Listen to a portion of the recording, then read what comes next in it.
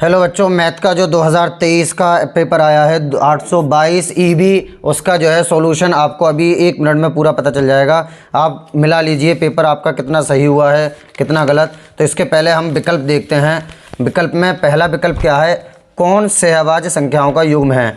सहभाज्य का मीन्स होता है जो जिसका HCF 1 होता है, तो इसका ऑप्शन पहला वाला होगा।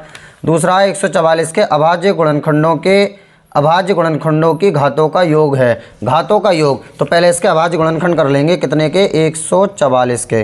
जब इसके अभाज्य गुणनखंड करेंगे तो 2 सत्ते 14, 2 दूनी 4, फिर 2 से काट देंगे, 2 तियाँ 6, 2 छक्का 12, फिर 2 से काट देंगे, 2 दूनी 2 एकम 2, 2 अट्ठे 16, फिर 2 से काट देंगे, 2 नैम 18, फिर 3 से काट देंगे, 3 तियाँ 9, फिर 3 से काट देंगे, 3 एकम 3। तो घात कितनी हो जाएंगी, 1 2 3 4 5 6, यानी घातों का योग कितना निकल के आ जाएगा, 6, यानी ऑप्शन नंबर बी हमारा सही आंसर हो जाएगा। तीसरा, m के किस मान के लिए x माइनस 2y बराबर 3, यानी ये x माइनस 2y बराबर 3। और दूसरी क्या है, 3x प्लस my बराबर 1, 3x प्लस my बराबर 1 का एक अद्वितीय हल होगा। अद्वितीय हल होने के लिए सीधी सीधी कंडीशन होती है क्या, a1/a2 not equals to b1/b2। अब यहाँ पर a1 कितना होगा, x के बाजू वाला यानी 1 बटा a2 कितना होगा, y के बाजू x के दूसरी वाली समीकरण में बाजू वाला यानी 3 बराबर नहीं है not equals to b1 y के बाजू वाला -2 बटा y के बाजू वाला b2 m cross multiply m not equals to -6, यानी m not equals to -6, option C हमारा सही आंसर हो जाएगा। उसके बाद अगला है चौथा 2x प्लस 3y बराबर 18, x माइनस 2y और 6 का हल होगा। तो इसे तो समीकरण में रख के देख लें, चाहे सॉल्व कर लें, से दोनों तरीके से ये ठीक हो जाएगा। अगर इसे सॉल्व करते हैं तो ये कितना निकल के आ जाएगा, देखते हैं ज़रा।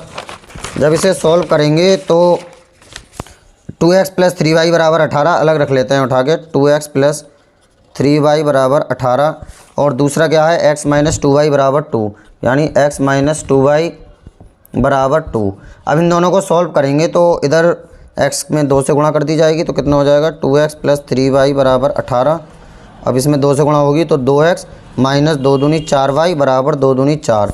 इन्हें घटाने पर, क्योंकि ये x वाले एक से होगा, निशान अलग अलग है, घटाने पर माइनस प्लस ये माइनस हो जाएगा, ये कट गए तो कितने हो गए, ये 7y बराबर 18 में से 4 गए तो कितने बचे, 14। तो y का मान कितना निकल के आ जाएगा, 2, क्योंकि 14 बटा 7 यानी 7 दूनी 14, y का मान 2। अब y का मान यहाँ रख दिया जाएगा, x माइनस 2 गुणा 2 बराबर 2, यानी x का मान कितना आ जाएगा, 2 दूनी 4, उधर जाके 2 काय को जाएंगे प्लस के, तो मिला के आ जाएगा 6, यानी y बराबर 2, x बराबर 6।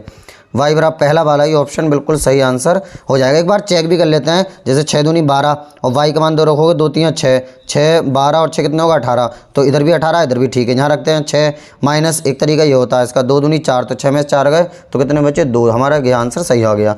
अगला क्या है, के किस मान के लिए रैखिक समीकरण योग इतने के अनेक हल होंगे। अनेक हल होने के लिए सीधी सीधी कंडीशन होती है, a1/a2 बराबर b1/b2 बराबर c1/c2। अब a1 x के बाजू वाला 1 बटा इधर x के बाजू वाला k बराबर b1 x के बाजू वाला y के बाजू वाला k और बटा b2 y के बाजू वाला इधर 1 क्रॉस मल्टीप्लाई k स्क्वायर बराबर 1। जब इसका वर्गमूल लेंगे तो k बराबर प्लस माइनस 1 निकल के आ जाएगा, यानी ऑप्शन बी हमारा राइट आंसर हो जाएगा। अब तीसरा वाला क्रॉस मल्टीप्लाई करना है इसके, तो सीधी बहुत ही आसान सवाल है, x स्क्वायर माइनस 2 बराबर 7, 2 उधर जाके काय के हो गए प्लस के, जब वर्गमूल लेंगे तो प्लस माइनस 3 निकल के आ जाएगा, ऑप्शन सी। अगला व्यास AB के एक वृत्त का केंद्र, इस तरह से एक वृत्त है, इसका केंद्र कितना है, 2, -3, और AB व्यास है, इस तरह से ये AB व्यास है। अब B के निर्देशांक कितने दे रखे हैं, 1,4, A के पूछे हैं x, y इसके मान लेते हैं। अब ये जो है व्यास इन दोनों का अर्ध बिंदु है, अर्धक है, मध्य बिंदु है। तो मध्य बिंदु का सूत्र क्या होता है, मध्य बिंदु का सूत्र जो होता है बिल्कुल सीधा सीधा x1 प्लस यानी 2, -3 बराबर x1 प्लस x2 यानी x प्लस 1 बटा 2, y1 प्लस y2 यानी y प्लस 4 बटा 2। अब ये पहला वाला पहले वाले के बराबर, यानी x प्लस 1 बटा 2 बराबर 2। अब इसकी 2 की इधर गुणा हो जाएगी, 2 दूनी 4 और 1 उधर जाके माइनस का हो जाएगा, नहीं x का मान आ जाएगा 3 निकल के, x का मान 3 और y का मान कितना, ये वाला इसके बराबर रख देंगे, तो y प्लस 4 बटा 2 बराबर -3। अब -3 की 2 से गुणा होगी, माइनस के 6, 4 उधर जाके माइनस के 10, तो 3, -10, यानी ऑप्शन डी हमारा सही आंसर हो जाएगा। अगला 8वां 3x² माइनस 12x प्लस के मूल बराबर है, तो के का मान है सीधा सीधा बराबर मूल के लिए b² माइनस 4ac बराबर कितना होता है 0। b का मान है 12, 12 का स्क्वायर 144 माइनस 4 गुणा a का मान 3 गुणा c का मान k बराबर 0। अब ये कितने हो जाएंगे 4 3 12, 12 से काटेंगे 12 12 144, यानी ऑप्शन ए सही आंसर हो जाएगा। दो आकृतियां जिनके आकार समान हो परंतु अमाप आवश्यक रूप से ना हो कहलाती हैं समरूप आकृतियां। यदि दो समरूप त्रिभुज संगत भुजाएं 3:5 के अनुपात में है तो क्षेत्रफलों का अनुपात। कितना इंपॉर्टेंट मैंने ये बताए थे और कितने बेहतरीन तरीके से इसकी ट्रिक बताई थी। डायरेक्ट स्क्वायर 3 3 9 55 25, बस क्षेत्रफल का अनुपात पूछा गया, भुजाएं दे रखी है 9:25। यदि किसी त्रिभुज की भुजाएं 3 सेमी 4 सेमी 5 सेमी है तो त्रिभुज कैसा होगा समकोण, क्योंकि इसका स्क्वायर 25 4 चौक 16 3 3 9, तो एक का स्क्वायर अन्य दो स्क्वायरों के योग के बराबर हो जाएगा 25 हो गया। अगला 12वां दो समरूप त्रिभुजों के परिमाप, बिल्कुल सेम सवाल। परिमाप कह दे, ऊंचाई कह दे, भुजाएं कह दे, कुछ भी कह दे, आधार कह दे, तो सीधा सीधा इनका स्क्वायर कर दिया था। पहले इन्हें काट देते हैं, 2 से कट जाएगा, 2 पंजे 10, 5 से 5 दूनी 10 और 5 3 15, इसका स्क्वायर 2 दूनी 4 और 3 3 9, यानी 4:9, यानी ऑप्शन बी। tan थीटा बराबर 8/15, तो कोसेक थीटा का मान होगा सीधा सीधा लाल बटे कक्का से सूत्र हो जाएगा। tan थीटा क्या होता है लंब बटा कर्ण, लंब कितना है 8 और कर्ण कितना, लंब बटा आधार लंब कितना है 8 और आधार कितना है 15, ये निकल के आ जाएगा 17। कोसेक पूछा गया तो कोसेक क्या होता है लाल बटे कक्का में कर्ण बटा लंब, कर्ण कितना है 17, लंब कितना है 8, तो 17/8, 17/8 ऑप्शन ए सही आंसर हो जाएगा। अगला 14वां क्या है 2 cos 3 थीटा बराबर 1, तो cos 3 थीटा बराबर कितना हो जाएगा 1/2। अब यहाँ से ये कौन से cos की वैल्यू है, ये है cos 60 की वैल्यू, तो cos 3 थीटा बराबर इसकी जगह पर हम लिख देंगे cos 60। cos से cos कट जाएगा, 3 नीचे पहुँच जाएगा, तो थीटा बराबर कितना हो जाएगा 60/3, 3 दूनी 6 20, यानी 20 डिग्री, ऑप्शन सी सही हो जाएगा। दो वृत्त, फिर वही सवाल जो ट्रिक बताई थी सेमी स्क्वायर वाली, उस पर 3 क्वेश्चन आए हैं, मैंने वीडियो में बताया था आपको, इसमें से ज़रूर ही आते हैं, तो इसके 3 क्वेश्चन आए हैं पूरे के पूरे। तो इसमें क्या हो जाएगा सीधा स्क्वायर 3 3 9, 2 दूनी 4, 9:4 डी ऑप्शन। इसका आप कमेंट्स बॉक्स में बताइए इसका उत्तर। निम्नलिखित में से केंद्रीय प्रवृत्ति की माप नहीं है, मानक विचलन नहीं है।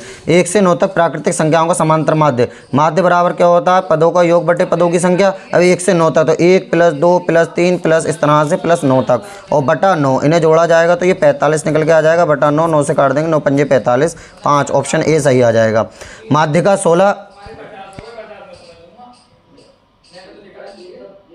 माध्य का 16 और माध्य 15 हो तो बहुलक होगा, सीधा सीधा सूत्र होता है बहुलक बराबर 3 माध्यक, तो माध्यक कितना है 15 माइनस 2 माध्य और गुणा माध्य कितना है माध्य के 16 माध्य 15, तो 16 3 48 माइनस 15 दूनी 30, 48 में से 30 का 18 बचे, ऑप्शन बी हो जाएगा। 10 प्राकृतिक संख्याओं की माध्यिका होगी। अब माध्यिका ये कैसी संख्या है सम संख्या, 10 प्राकृतिक संख्याओं यानी 1 से लेकर 10 तक। अब 10 कैसी संख्या है, यह है सम संख्या। जब सम संख्या है तो सम संख्या का सूत्र जो होता है वो ये होता है n/2वां पद प्लस n/2 प्लस 1वां पद बटा 2। अब कितना है 10/2 यानी 5वां पद हो जाएगा, और प्लस n/2 प्लस 1 यानी 10/2 यानी 6वां पद, और बटा पूरे के कितना हो जाएगा बटा पूरे के 2। अब 5वां पद कौन सा होगा 5 होगा, और प्लस 6वां पद कौन सा होगा 6 होगा, क्योंकि प्राकृतिक संख्या 1 2 3 4 इस तरह से 9 तक लिख देंगे प्राकृतिक संख्याएं जो होती हैं, बटा 2। अब ये हो गया 11/2 यानी 5.5 यानी ऑप्शन नंबर डी हमारा राइट आंसर हो जाएगा। तो इस तरह जो विकल्प आए थे 20, वो विकल्प का हमने सॉल्यूशन किया। अब शाम तक या कल को आपको पूरी जो मैथ का पेपर है उसका पूरे का सॉल्यूशन मिल जाएगा।